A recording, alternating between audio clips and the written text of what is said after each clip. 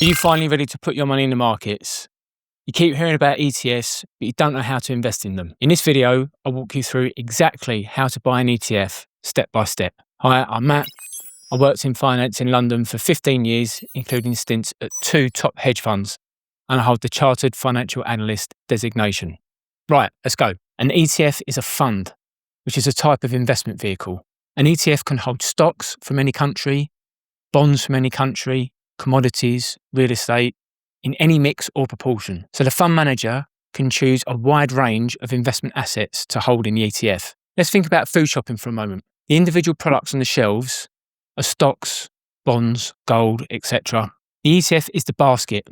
This is the thing that holds all the different products in one place. And the supermarket is the broker or the investment platform. They're the ones that offer access to all the products. Now think for a moment about all the people in the supermarket when you go shopping. Each of their baskets looks quite different to yours. And that's because each of them has different needs and wants. It's no different for investing. Your aim when buying an ETF is just to buy the right basket of goods for you. There's no point buying a basket full of milk and cheese if you're lactose intolerant. There are loads of ETFs to choose from. As it currently stands, there's about 16,000. And I know that's why you're here, because it's completely overwhelming. And the biggest problem you and most others have is, where do I start? Well, watch until the end of this video when I show you a few different categories of ETFs to get you started. Let's do this together right now. Pick a broker. Here are some brokers. I'm going to pick one that I feel is easy to use. I have no affiliation with any of these brokers. Let's pick Trading 212 and make sure you have your national insurance number ready. Now, decide on the type of investment account that you want. Now, I'm going to give you a bit of a hint. It's a stocks and shares ISA. Why? Gains made on stocks and ETFs are tax-free. So are interest and dividends. If you want more information, check out my video on ISAs. Link above. Finish this video first though. Right, now go through the on-screen steps. They'll send you an email for verification. Click on that email and it will take you straight into their app. Then follow the steps online to be verified. So you'll need some ID. So either your passport or your driving license. You'll be asked some personal details such as your name, address, date of birth, national insurance number, all the usual stuff. But that shouldn't take you longer than 5-10 minutes. So do all those bits and then we'll get to funding. Right, so you've done all those bits. Now you're ready to fund your account. Make sure you've got your debit card ready. Now do not overthink this, right? Fund the account with whatever amount that you feel comfortable outside of your cash savings. Consider starting with a small amount, an amount that you don't really care about. Treat it as a bill, money that you're never going to get back. Could be £50, £100, £1,000, whatever's small to you. This will make you feel far more comfortable when we hit that buy button. Right, that's all the boring steps out of the way.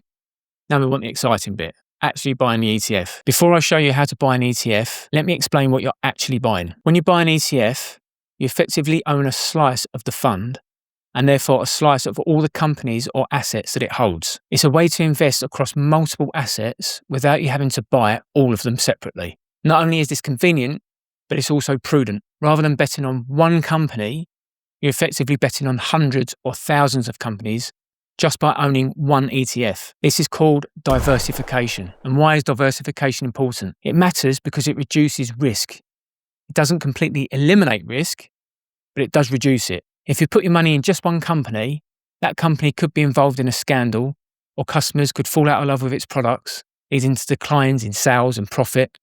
Stock price plummets, you lose money. By owning many companies in one ETF, you're less exposed to that sort of risk. Your money is spread out. While one company blows up or slowly dies, another could be absolutely raking it in. However, the wider economic environment and financial markets are constantly changing. And financial assets are not immune to these changes. Share prices will fall across the board over different periods of time. Right, back to buying. It's easy to overthink and feel overwhelmed. That's why starting with an amount that's small, an amount that you don't care about, will give you the confidence to get going. It's so easy to look at the number of investments available to you and feel like your brain's melting. I know I've been there. So with that in mind, let's look at a very small selection. You may have seen or read about these in the news.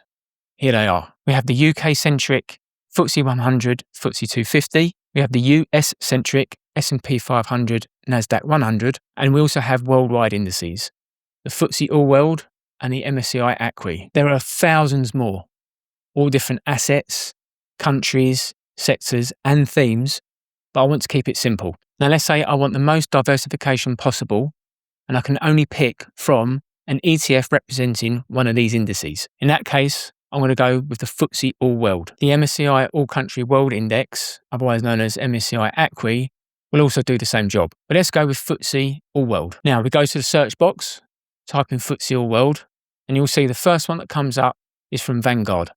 It's a big name in ETFs. It's trustworthy. The AC means accumulating. Any dividends that are paid to you are automatically reinvested.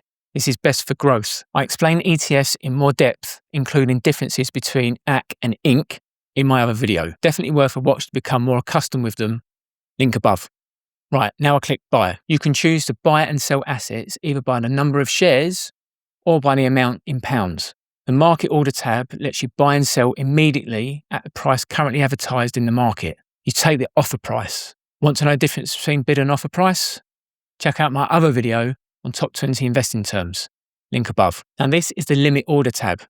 It allows you to place a buy order below the current market price. And it will sit there until the price in the market drops to your order price, where it will automatically be executed. This is great if you want to pick up the stock or ETF at a lower price without having to watch your screen day and night.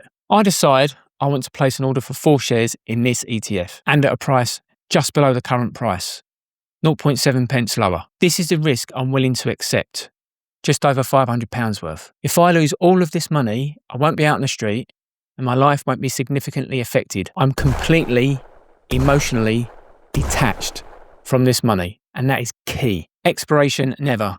Just means that the order sits there indefinitely until I manually cancel it or the market price hits my order price. Review order gives a summary and bosh, send buy order.